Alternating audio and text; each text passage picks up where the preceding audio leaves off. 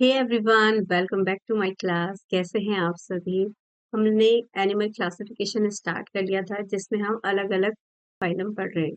हमारा phylum protozoa complete हो गया है। उसकी 2 वीडियोस पार्ट 1 और पार्ट 2 ऑलरेडी आ चुकी हैं। आज हम अपना नया फाइलम स्टार्ट करेंगे जो है पोरीफेरा। ठीक है, तो पोरीफेरा के बारे में थोड़ा सा जान लेते हैं। ये जो स्ट्रक्चर आप देख रहे हैं ये पोरीफेरा है। देखो कैसे ये कहाँ मिलते हैं? पानी में मिलते हैं। क्योंकि क्योंकि क्या होता है, इवोल्यूशन जैसे जैसे होता है वैसे ही इंडिविजुअल की क्या होती रहती है, ग्रोथ होती रहती है, डेवलपमेंट होती रहता है। तो जब हमने क्या पढ़ा था, जब हमने प्रोटोजोआ पढ़ा था तो हमने वहां पर पढ़ा था कि वो यूनिसेलुलर है। अब हम पोरीफेरा से क्या करेंगे, यही एक ऐसा ऑर्गेनिज्म है या ये यही एक ऐसा फाइलम है जहां से क्या हुआ, मल्टी सेलुलर स्टार्ट हुए। ठीक है, ये देखो कैसे दिख रहे हैं ये। जैसे तो कोई प्लांट होंगे लेकिन ये प्लांट नहीं है, ये एनिमल्स हैं। अगर हम फाइलम पोरीफेरा की बात करें तो पोरी का मतलब ही क्या होता है, पोरस। ठीक है, और इनकी जो बॉडी होती है वो पोरस होती है, यानी छेदों वाली होती है। जैसे स्पॉन्ज में होता है ना, वैसे इसीलिए इनको स्पॉन्सेज भी कहते हैं। और जो टर्म था, ये जो पोरीफेरा, वो ग्रैंट ने दिया था। ये भी इम्पोर्टेंट है, कभी कभी पूछ लेते हैं। ठीक है, अब है the member of phylum Porifera आज कॉमनली नोन एज स्पॉन्जेस। जैसे मैंने अभी बताया था, स्पॉन्जेस की तरह होते हैं। और क्या करते हैं, इनकी बॉडी में छोटे छोटे होल्स होते हैं जहां से क्या होता है, पानी अंदर जाता है और पानी के थ्रू ही न्यूट्रिएंट्स, इनका खाना, इनका एक्सक्रीशन, वो सब क्या इन छेदों से ही होता है। ठीक है, the branch of zoology dealing with the study of sponges is called parazoology. लेकिन जब पोरीफेरा की स्टडी करेंगे, स्पॉन्ज की स्टडी करेंगे, तो उसको पैराजूलॉजी कहते हैं। ठीक है, they are considered the most primitive multicellular. देखो मल्टी सेलुलर, यही सबसे फर्स्ट क्या थे, मल्टी सेलुलर ऑर्गेनिज्म देखने में आए थे। और जो इनका ऑर्गेनाइजेशन है वो सेलुलर लेवल पर होगा। ठीक है, अगर हम बात करें इनके जनरल कैरेक्टरिस्टिक्स की तो सबसे पहले इनका हैबिटेट देख लेते हैं। ऑल स्पॉन्ज आर एक्वेटिक, ये तो सबको पता ही है कि वो पानी में रहते हैं। And sessile. ठीक है, इसका मतलब क्या होता है, सेसाइल मतलब होता है जो किसी भी सबस्ट्रेटम से, सबस्ट्रेटम मतलब होता है जो एक जगह पर फिक्स रहते हैं। ठीक है, अटैच्ड टू सबस्ट्रेटम, सबस्ट्रेटम से अटैच्ड होगा। The majority are marine, marine होते हैं ज्यादातर, but a few occurs in fresh water. ज्यादातर तो ये खारे पानी में ही रहते हैं, लेकिन कुछ कहाँ मिलते हैं, फ्रेश वाटर में भी मिलते हैं। दे में exist in solitary and कॉलोनिकल forms. ये कभी कभी अकेले भी मिलते हैं और कभी कभी कॉलोनीज में भी मिलते हैं। अब हम इनकी बॉडी सिमेट्री की बात करें, क्योंकि प्रिमिटिव है तो इनकी बॉडी का कोई पर्टिकुलर शेप और वो तो होगा नहीं, तो इन क्या होती है, असिमेट्री होती है। जो स्पॉन्सेज की जो दिखाते हैं, जो सिमेट्री दिखाते हैं, असिमेट्री होती है। और some such as Sycon and Leucosolenia exhibit radial symmetry. और बहुत कम केस में होती है, जैसे साइकोन और यूकोसोलोनिया, इसमें रेडियल सिमेट्री होती है। कभी कभी एग्जाम में पूछ लेते हैं। ठीक है, अब इनका बॉडी ऑर्गेनाइजेशन क्या है, जैसे मैंने अभी कहा, मल्टी सेलुलर है, असेलुलर है, diploblastic like organism with a cellular grade of organisation. इसका मतलब क्या है, जब हम डिप्लोब्लास्टिक की बात कर रहे हैं तो डिप्लोब्लास्टिक मतलब ये नहीं होगा कि उसमें एंडोडर्म एक्टोडर्म है, ये तो बहुत प्रिमिटिव है। ये जो एक्टोडर्म एंडोडर्म मेसोडर्म लेयर तो ये इन तक तो आती नहीं है। तो इसमें दो तरीके की डर्म मिलती है जिसको पिनेकोडर्म और कोनियोडर्म कहते हैं। ठीक है, जो पिनोकोडर्म होती है वो आउटर लेयर होती है, आउटर वॉल होती है। और जो कोनियोडर्म होती है वो इनर वॉल होती है। हम इसको आगे पढ़ेंगे, इसलिए इनको हमने डिप्लोब्लास्ट कहा। इसलिए नहीं कहा कि एंडोडर्म और एक्टोडर्म की यहाँ पर लेयर बन चुकी है, नहीं, वो तो बहुत बाद में आती हैं। ये यहाँ पर तो अभी कोई ऑर्गन नहीं है, कोई ऑर्गन सिस्टम नहीं है, तो एंडोडर्म एक्टोडर्म की तो यहाँ पर बात ही नहीं होगी। इससे आप कंफ्यूज मत करना कि वहां पर वो एक्टोडर्म और एंडोडर्म की बात हो रही है, यहाँ पर पिनोकोडर्म और क्वाइनोडर्म की बात हो रही है। ठीक है, और the body has numerous small pores. जैसे मैंने बताया था कि बॉडी में छोटे छोटे पोर्स होते हैं जिसको ऑस्ट्रिया कहते हैं, जहां से वाटर की एंट्री होती है। और एक लार्ज अपर्चर होता है, एक तो पहले तो कुछ तो छोटे छोटे होल्स होते हैं जिससे पानी आता है, उसको ऑस्ट्रिया कहते हैं। एक होता है बड़ा सा छेद समझ लो, उसको कहते हैं ऑस्कुलम, जहां से पानी एग्जिट होता है। ठीक है, ऑस्ट्रिया से अंदर आता है पानी और ऑस्कुलम से बाहर चला जाता है। अब इनकी बॉडी वॉल कैसी होती है, इनकी बॉडी वॉल होती है जो ट्राई लेयर्ड होती है, मतलब 3 लेयर से मिलकर बनी होती है। जैसे मैंने अभी बताया था, पिनेकोडर्म, क्वानिडर्म, और अभी बताती हूँ उसको मेसेनकाइम कहते हैं, अभी हम आगे पढ़ेंगे। आउटर लेयर को कहते हैं पिनोकोडर्म, ये फ्लैट पिनोकोसाइट्स एंड इसको पोरोसाइट्स कहते हैं। इनर में क्वानोडर्म्स होती हैं जो क्वानोसाइट्स बनाती है, जिसको कॉलर सेल कहते हैं। और यूनिक टू पोरीफेरा, ये इसका एक यूनिकनेस है कि ये जो कॉलर सेल्स होती हैं वो किस में होती हैं, ओनली पोरीफेरा में ही होती हैं। और जो उसकी मिडिल लेयर है, मिडिल लेयर को कहते हैं मेसेनकाइम। ठीक है, ये एक जेलेटियस मिक्सचर होता है। ठीक है, बहुत जेली लाइक स्ट्रक्चर होता है। ये किस किस चीजों से मिलकर बना होता है, आर्किनोसाइट, स्केलेरोब्लास्ट, स्पोंजिलोब्लास्ट। जो ये जो ये आर्कियोसाइट्स हैं, ये टोटीपोटेंट्स होती हैं, फॉर्म गैमेट्स। टोटीपोटेंसी आपको पता ही होगा। टोटीपोटेंट सेल क्या होती है, एक स्टेम सेल होती है। मतलब क्या करती है, इनमें कोई भी नई इंडिविजुअल बनने की कैपेसिटी होती है। मतलब अगर स्टेम सेल कहीं पर भी किसी भी थ्रो कहीं से अलग हो जाए, किसी दूसरे होस्ट में चले जाए, तो वो वहां पर एक नया ऑर्गेनिज्म बनाने की कैपेसिटी रखता है, उसको कहते हैं टोटीपोटेंट। ठीक है, फॉर्म गैमेट्स, ये गैमेट्स बनाने की कैपेसिटी रखती हैं ये सेल्स। और स्क्लेरोब्लास्ट क्या होते हैं, सीक्रेट स्पिक्यूल्स। अब स्पिक्यूल्स क्या होते हैं, जैसे हम होते हैं ह्यूमंस, तो हमारी पूरी बॉडी होती है वो किसकी बनी रहती है, स्केलेटन से बनी रहती है, क्योंकि हमारे पास बोन्स हैं।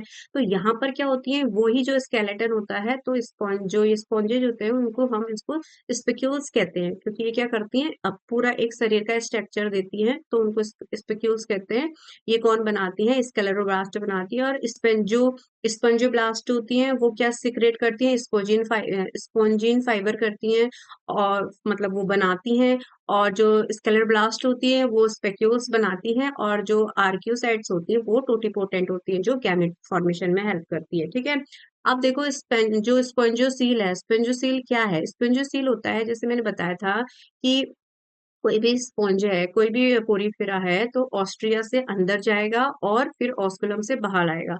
तो जो ऑस्ट्रिया से अंदर आता है, कहाँ पर आता है, स्पॉन्जोसील में आता है वाटर। ठीक है, क्योंकि इसमें वाटर के थ्रू ही वो अपना खाना, न्यूट्रिशन जो भी है, गैसेस का एक्सचेंज सब इस पानी से ही होगा। तो वो पानी कहाँ आएगा, सबसे पहले स्पॉन्जोसील में ही आएगा। ठीक है, तो the body wall enclose a central cavity called the spongocoel, इसी को पैरागैस्ट्रिक कैविटी भी कहते हैं। ठीक है, पीजीसी, इसको याद रखना, पैरागैस्ट्रिक कैविटी कहते हैं। Canal and chambers open into the spongocoel, जो भी कैनाल मतलब जहां से ऑस्ट्रिया आ रही है, वो किसी न किसी कैनाल के थ्रू आ रही है, और क्या कर रही है, स्पंजोसिल में पानी को ले आ रही है। ठीक है, तो ये बात समझ में आ गया होगा कि वाटर कैसे आ रहा है और कहाँ पर जा रहा है, स्पंजोसिल में जा रहा है, और स्पंजोसिल से फिर एक्सक्रेशन के थ्रू या कोई भी गैसियस एक्सचेंज हो गया, जितने भी हार्मफुल नाइट्रोजनस वेस्ट है उसको बाहर करना है, तो वो सब किससे जाएगा, ऑस्कुलम से बाहर चला जाएगा। उसके बाद हम एक इसमें बहुत इंपॉर्टेंट फीचर होता है जिसको वाटर कैनाल सिस्टम कहते हैं। वाटर कैनाल सिस्टम क्या होता है, एक यूनिक फीचर है स्पॉन्जेस का, जिसमें क्या होता है, वाटर एंटर करता है ऑस्ट्रिया से, मैंने बहुत बार बता दिया है, और पास करता है एक कैनाल से, कॉर्नोसाइट्स से। कॉर्नोसाइट्स क्या होती है, एक कैनाल, जो कॉलर सेल्स मैंने बताया था वो होती हैं, और वो एंटर करती है स्पॉन्जोसिल में, और क्या करती है, ऑस्कुलम के थ्रू बाहर चले जाते हैं। ठीक है, ये वाटर का यहाँ पर फ्लो ऐसा होता है। अब वाटर कैनाल सिस्टम है, इसके फंक्शन क्या है, क्यों इसका रोल इतना इंपॉर्टेंट है इसमें, क्योंकि न्यूट्रिशन किससे होता है, वाटर कैनाल से सिस्टम से ही होता है। रेस्पिरेशन वो उसी से करता है, एक्सक्रेशन उसी से करता है, इवन जो रिप्रोडक्टिव सेल्स ट्रांसपोर्ट है ना, जो गैमेट ट्रांसफर हो रहे हैं, वो भी किससे होता है। अब इसमें कुछ टाइप्स होते हैं, ये एग्जाम वाइज भी इम्पोर्टेंट है। अब क्या होता है, टाइप्स ऑफ कैनाल सिस्टम, जो कैनाल सिस्टम है उनके भी अलग अलग टाइप के होते हैं, 3 टाइप के ये होते हैं, एस्कॉन टाइप, साइक्लोन टाइप और ह्यूकॉन टाइप। ठीक है, अब देखो मैंने ये बताया था कि जैसे ये क्या है, एक स्पॉन्ज की पूरी बॉडी है। ठीक है, ये जनरल आइडिया है। तो जो ये पोर्स होंगे इनकी बॉडी में, उनको हम ऑस्ट्रिया कहेंगे, और यहाँ से पानी की एंट्री हो रही होगी, और पानी बाहर किससे जाएगा, ऑस्कुलम से। और जो ये पूरा एरिया है, ये है स्पॉन्जोसील। ठीक है, ये स्पॉन्जोसील हो गया। और इस जो ये ऑस्ट्रिया है, उसके अंदर क्या होती है, कॉलर सेल्स, जिसको क्वानोसाइट्स कहते हैं। देखो अब क्या कर रखा है, जो इतना सा पोर्शन है, इसको मैंने थोड़ा सा जूम करके दिखा रखा है। जैसे ये क्या है, ये ऑस्ट्रिया है। ठीक है, इन ऑस्ट्रियो के अंदर इस तरीके से कॉलर सेल्स होती हैं, जो कॉनोसाइट्स होती हैं, ये होता है। इन कैनाल्स के थ्रू पानी अंदर जाएगा और कहाँ चले जाएगा, स्पंजोसेल में। तो डायरेक्ट ऑस्ट्रिया से अंदर नहीं जाएगा, ऑस्ट्रिया से होते हुए पानी कहाँ जाएगा, पहले कॉलर सेल्स में जाएगा, जो क्वानोसाइट सेल्स हैं उसमें जाएगा पहले। वो कैनाल्स के फॉर्म बनाती है, इस तरीके से कैनाल्स होती हैं, वहां से क्या होगा, वो अंदर कहाँ जाएगा फिर? स्पॉन्जोसील में चले जाएगा। अब जो 3 तरीके के हैं, सबसे पहला इसमें है अब देखो ये होता है एस्कोन टाइप और ये होता है साइकोन टाइप और ये होता है ल्यूकोन टाइप। जो एस्कोन टाइप होता है वो सबसे सिंपल होता है। एस्कोन टाइप सबसे सिंपल होता है, उससे थोड़ा सा कॉम्प्लेक्स फिर साइकोन होता है और जो ल्यूकोन होता है वो मोस्ट कॉम्प्लेक्स, सबसे ज्यादा कॉम्प्लेक्स होता है। देखो मैंने यहाँ पर पहले ही थोड़ा इसलिए बता दिया क्योंकि जो इसकी स्पॉन्जोसील होगी ना वो देखो वो कितनी बड़ी है, क्योंकि वहां पर कोई भी कॉम्प्लेक्सिटी नहीं है। और जैसे ही ये साइकोन में जाएगा तो साइकोन में क्या हो जाएगा, ये जो इसकी वॉल्स होती हैं वो फोल्डेड होने लग जाती है, वो फोल्डेड होने लग जाती है, तो जो स्पॉन्जोसील है उसका जो एरिया है वो कम हो जाता है। और उसके बाद जब हम ल्यूकोन में जाते हैं तो वो मोस्ट कॉम्प्लेक्स है, तो वो और भी ज्यादा फोल्ड फोल्ड होके अपने अंदर कुछ ऐसी सेल्स डेवलप कर लेता है जिसमें देखो ये जो स्पॉन्जोसील है वो क्या हो जाती है, एक कैविटी मात्र रह जाती है और किसी किसी में तो ये होती भी नहीं है। ठीक है, कहीं कहीं पर दिखती है हल्की स्पॉन्जोसील, कहीं पर होती नहीं है। तो इनको हम डिटेल में देखते हैं अभी। जैसे सबसे पहले हम एस्कोन टाइप पढ़ेंगे तो ये सबसे सिंपल टाइप का होता है। इसका एग्जाम्पल याद कर लेना, ल्यूकोसोलोनिया, ये इंपोर्टेंट है। इसका वाटर फ्लो बहुत सिंपल है, ऑस्ट्रिया से आएगा, स्पॉन्जोसील में जाएगा और ऑस्कुलम से बाहर हो जाएगा। ठीक है, बाहर हो जाएगा। देखो कैसे, ये सिंपलेस्ट टाइप है, एग्जाम्पल इसका याद कर लेना। अब देखो जैसे ये मैंने बता दिया, अब ये जो पोर्स है ये क्या है, ये ऑस्ट्रिया है। ठीक है, अब इसमें मैंने बताया था ये ऑस्कुलम हो गया, स्पॉन्जोसील हो गया जिसको पैरागैस्ट्रिक कैविटी कहते हैं, और इसमें क्या होती है, कॉनोडर्म की लेयर होती है, जो मैंने बताया ना कॉनोडर्म होती है, कॉनोसाइट्स होती हैं, ये जो दिख रही है आपको दो, एक ये दिख रही होगी एक ये, तो जो बाहर की साइड है उसको पिनोकोडर्म कहते हैं, जो पिनोसाइट से मिलकर बनी होती है, और ये है क्वानोडर्म जो कॉनोसाइट से मिलकर बनी होती है। और ये जो बीच की लेयर होती है इसको मेसेनकाइम कहते हैं, ये हम अभी पढ़ चुके हैं। अब इसमें जो वाटर करंट का फ्लो है वो कैसा है, देखो सबसे पहले इन करंट वाटर जो बाहर से आ रहा है किसके थ्रू, ऑस्ट्रिया के थ्रू, कहाँ जाएगा, स्पॉन्जोसेल में, और ऑस्कुलम के थ्रू बाहर चले जाएगा। बहुत सिंपल, और इसको इसी तरह बनाना है। ठीक है, अब जब हम एस्कोन की बात करेंगे तो ये एस्कोन का एग्जाम्पल होता है साइकोन, या इसको स्काइफा कहते हैं। ये बहुत इंपॉर्टेंट होते हैं कि एस्कोन में कौन सा होता है, ल्यूकोसोलनिया, साइकोन में क्या होता है, साइकोन टाइप ही होता है जिसको स्काइफा कहते हैं, इसको अर्न स्पोन भी कहते हैं। ठीक है, ये याद कर लेना, इसका सेकेंड नेम अर्न स्पोन।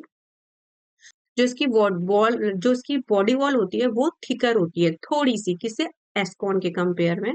और इसका रेडियल कैनाल ओपन होता है इनटू स्पॉन्जोसेल। अब जो इसकी रेडियल, ठीक है, अब जो मैंने क्या बताया था, इसका थोड़ा सा इनमें क्या होती है, ये जो कैनाल्स होती हैं ये डेवलप होने लग जाती हैं, मतलब एडवांस हो जाती हैं। तो क्या होता है, रेडियल कैनाल ओपन स्पॉन्जोसेल सेम है। ये देखो, अब ये थोड़ा सा कॉम्प्लेक्स है एस्कॉन टाइप से। इसके एग्जाम्पल याद कर लेना, साइकिल और ग्रेनशिया।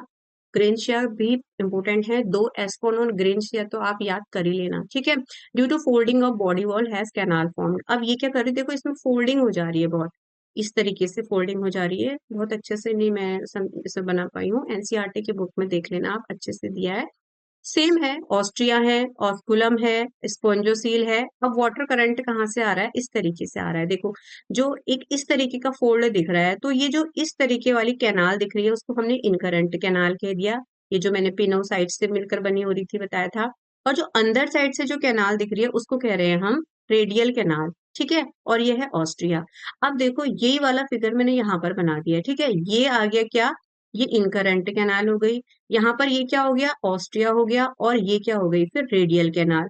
और इस तो ये जो इनकरंट कैनाल है इसके अंदर ये पिनोकोसाइट्स हैं। ठीक है, पिनोकोसाइट्स क्या होती हैं, सेल्स होती हैं।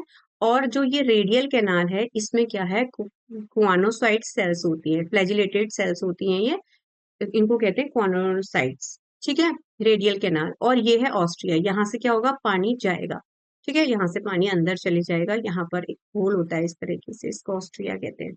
बस आप इतना ध्यान रखना, इनकरंट वाटर ऑस्ट्रिया के थ्रू अंदर आएगा और इनकरंट कैनाल में जाएगा। अब इनकरंट कैनाल में भी कौन सी सेल्स होंगी, प्रोसोपाइल सेल्स होंगी, जिससे होते हुए वो कहाँ पहुंच जाएगा, रेडियल कैनाल में। और रेडियल कैनाल के पास एपोपाइल सेल्स होती हैं जो कहाँ पहुंचाएंगी, स्पंजोसील में। और स्पंजोसील से तो पता ही है, ऑस्कुलम से आउटसाइड मतलब बाहर चले जाएंगे। ठीक है, मतलब जब पानी बाहर से अंदर को आ रहा है तो प्रोसोफाइल के थ्रू आ रहा है, और जैसे ही वो स्पोंजोसील की तरफ बढ़ रहा है तो तब वहां पर एपोफाइल के थ्रू जा रहा है। ठीक है, स्पोंजोसील में पहुंच जाएगा तो फिर ऑस्कुलम से बाहर आ जाएगा पानी।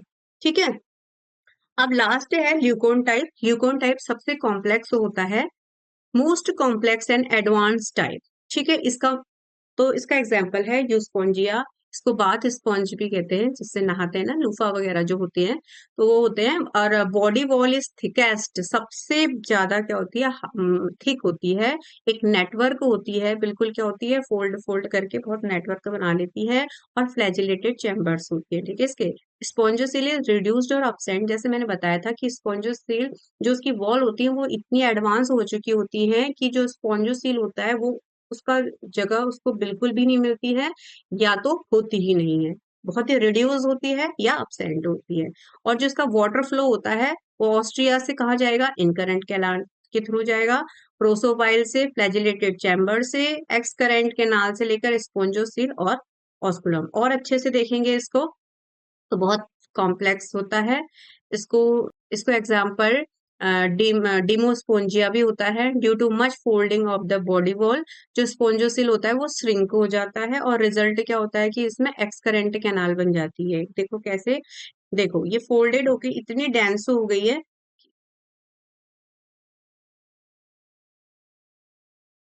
अब ये देखो ये इतनी डेंस्ड हो गई है, इतनी डेंस हो गई कि जो इसका स्पॉन्जोसील वाला पार्ट था वो क्या हो गया, बहुत ही रेड कम हो गया है। किसी में ये होता है बहुत कम, और किसी में ये होता भी नहीं है। अब क्या हो रहा है, इनकरेंट वाटर आ रहा है ऑस्ट्रिया से अंदर, वो इनकरेंट कैनाल में जाएगा प्रोसोपाइल के थ्रू, फिर रेडियल कैनाल में जाएगा, फिर एपोपाइल से क्या होगा, एक्स करेंट होगा, और ऑस्कुलम से क्या हो जाएगा, बाहर चले जाएगा। बहुत ही सिंपल चीजें हैं। और जब आप एक बार इसको देखेंगे तो आपको इजीली आ जाएगा, क्योंकि एस्कॉन टाइप में तो कुछ है ही नहीं है। ऑस्ट्रिया है, वो ऑस्ट्रिया है, उससे स्पॉन्जोसील में जाएगा और उसके बाद ऑस्कुलम में आ जाएगा। और जो साइकोन की बात करेंगे तो वो जो इनकरेंट वाटर है वो ऑस्ट्रिया से इनकरेंट कैनाल से रेडियल कैनाल में आएगा, और उससे एक्सकरेंट कैनाल से ऑस्कुलम से आउटसाइड चला जाएगा।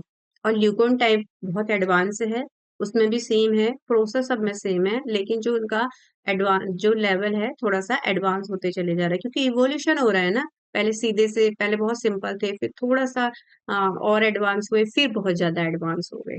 ठीक है, अगर मैं आपको एक फ्लो चार्ट के थ्रू इसको समझाना चाहूँ तो जो वाटर कैनाल सिस्टम होते हैं वो तीन टाइप के होते हैं, एस्कोन टाइप, साइकोन टाइप और ल्यूकोन टाइप। ठीक है, अगर एग्जाम्पल की बात करें, एक एक एग्जाम्पल की, तो ल्यूकोसोल्निया, साइकोन जिसको स्काइफा कहते हैं, और स्पोंजिया। ठीक है, अब जो इसकी कैनाल जो कॉम्प्लेक्सिटी होती है, इसमें तो सिंपलेस्ट होती है, इसमें मॉडरेट होती है, इसमें मोस्ट कॉमन होती है। और जो कोनोसाइट इनकी लोकेशन होती है ना, ये स्पोंजोसील के पास होती है, ये होते हैं रेडियल कैनाल्स के पास, और ये फ्लैजिलेटेड चैम्बर के पास। ठीक है, तो इसको याद करने की जरूरत नहीं, ये मैंने एक जनरल ऐसे ही बता दिया। अब इनका न्यूट्रिशन डाइजेशन कैसे होता है, देखो ये इतने छोटे होते हैं, इसमें कोई बॉडी नहीं है, कोई डाइजेस्टिव सिस्टम नहीं है, कोई भी सिस्टम नहीं है, फिर भी डाइजेशन कैसे हो रहा है, हो तो रहा है क्योंकि ये एनिमल्स हैं। तो न्यूट्रिशन डाइजेशन क्या, न्यूट्रिशन होलोजोइक, होलोजोइक मतलब ये ऐसे खा के ऐसे निगलते हैं। और जो कॉर्नोसाइट्स होते हैं कैप्चर फूड, जो कॉर्नोसाइट्स सेल्स होंगे ना, ये क्या करते हैं, फूड को कैप्चर करते हैं।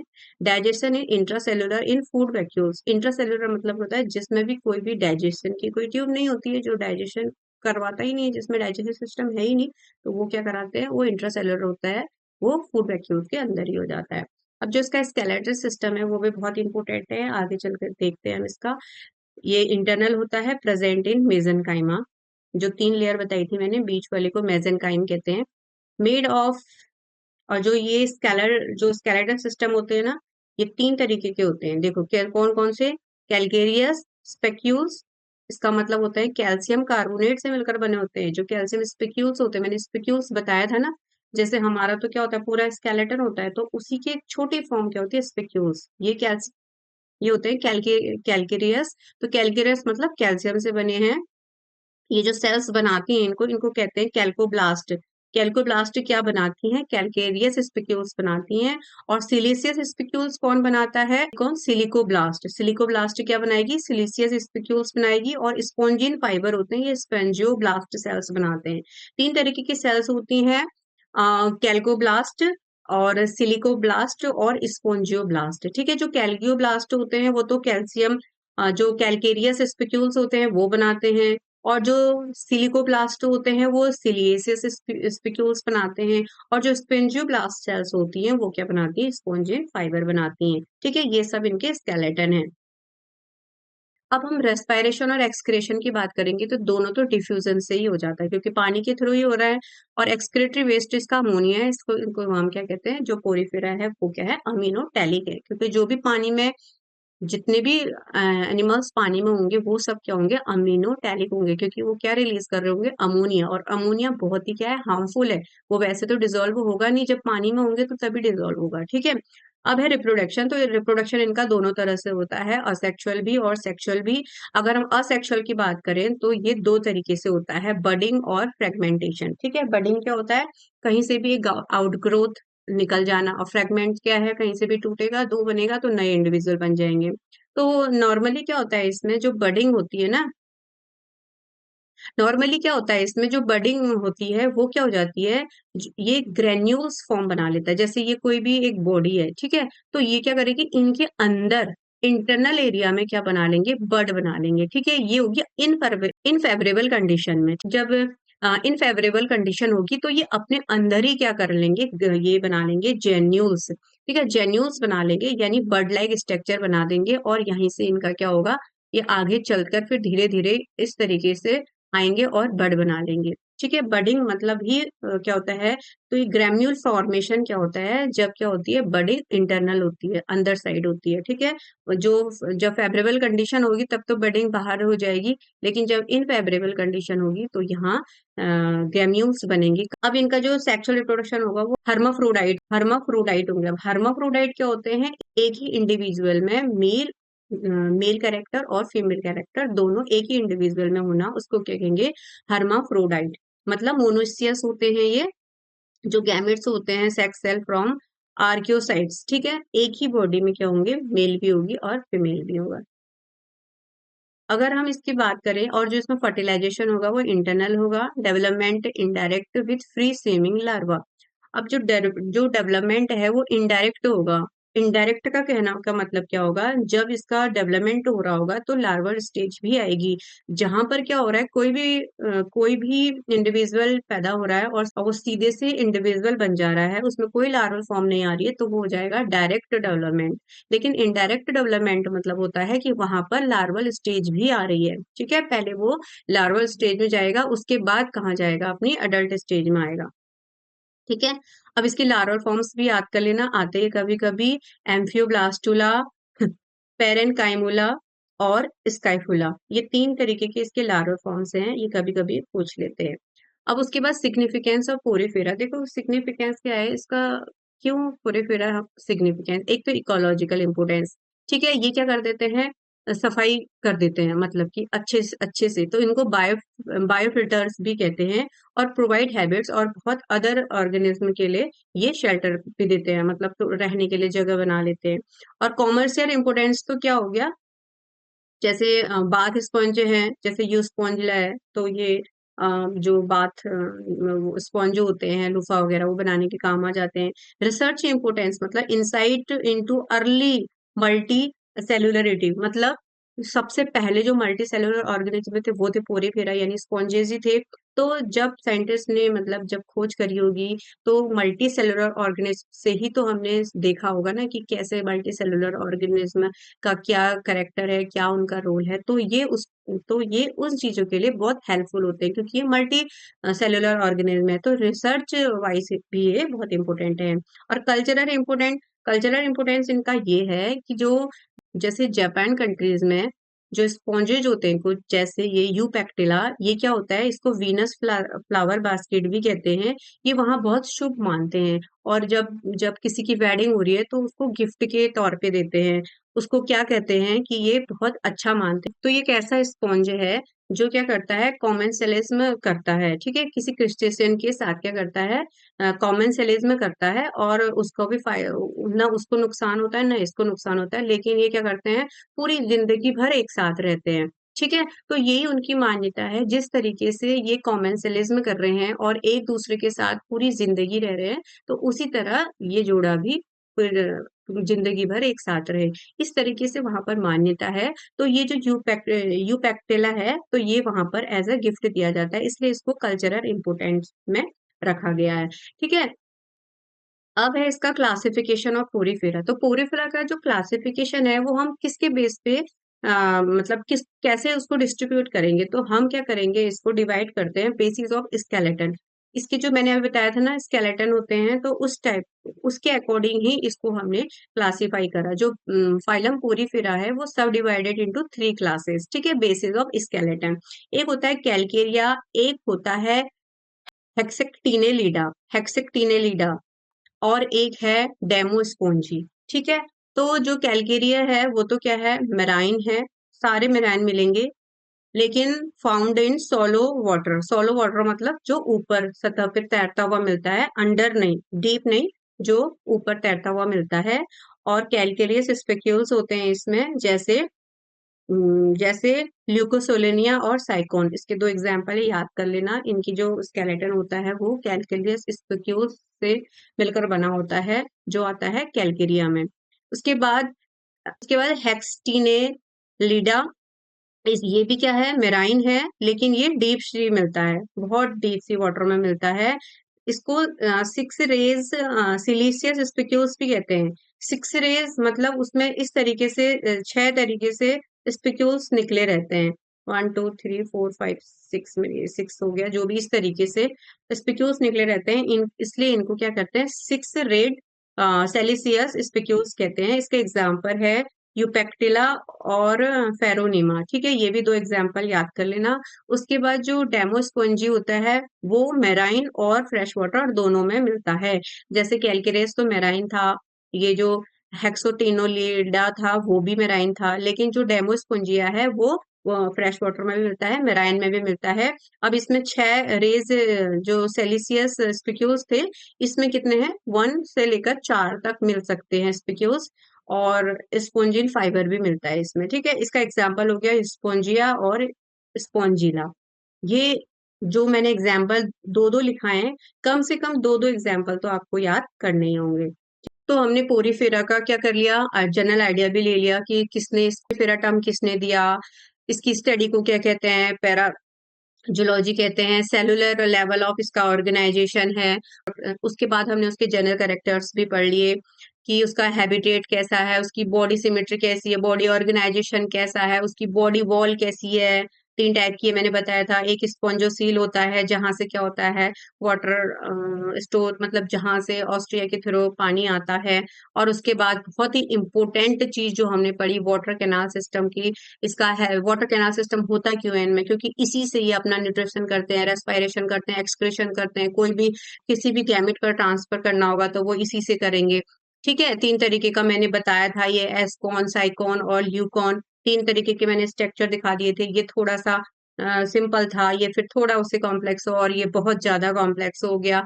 जो एस्कॉन है उसका एग्जाम्पल है ल्यूकोसोलोनिया, और जो साइकॉन है उसका एग्जाम्पल है साइकॉन और ग्रेनशिया, इम्पोर्टेंट है ये।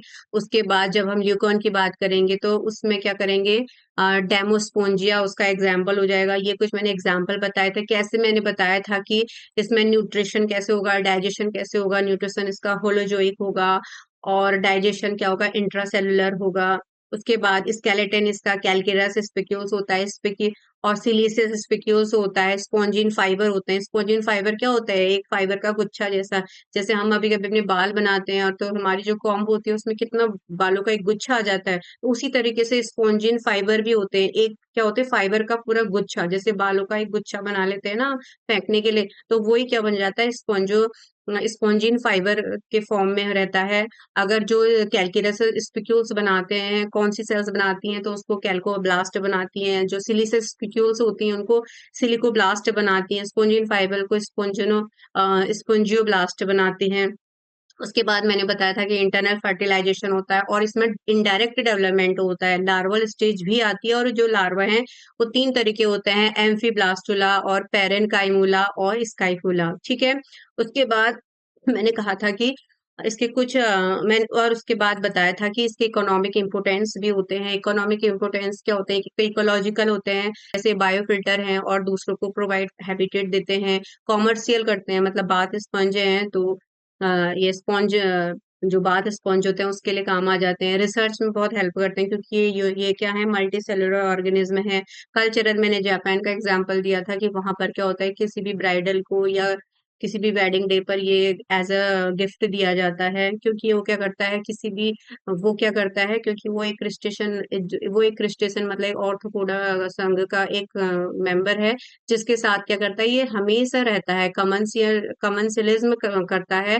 मतलब कि ना उसको नुकसान होता है ना इसको नुकसान होता है, जिंदगी भर वो प्यार से रहते हैं। तो वही उनकी मान्यता है कि इसी तरह हम भी एक साथ हमेशा रहें। ऐसा माना जाता है कि जब ये स्पॉन्ज उस क्रिस्टेशन से अलग हो जाता है तो वो खत्म हो जाता है। तो इनका मान्यता भी यही है कि जब तक हम रहे साथ रहें पूरी जिंदगी भर, ठीक है। और मैंने बताया था कि स्केलेटन के बेस पर इसका क्लासिफिकेशन किया गया है, कैलकेरिया और हेक्सिटिनेलिडा और डेमोस्पोंजिया, ये इसके कुछ कैरेक्टर्स हैं, ठीक है।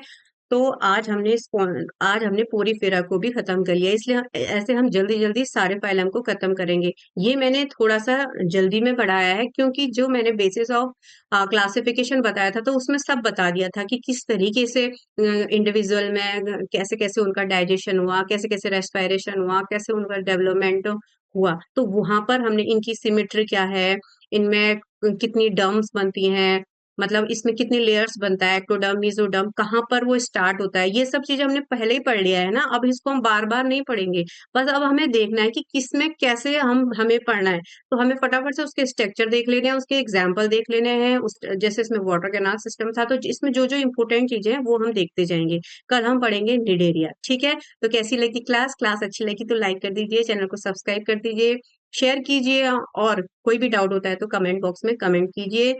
प्रोटोजोआ के 1 और 2 पार्ट आ चुके हैं, डिस्क्रिप्शन बॉक्स में मैं दे दूंगी, आप प्लीज एक बार जाके चेकआउट कर लीजिए। मिलते हैं नेक्स्ट क्लास में, टिल देन बाय।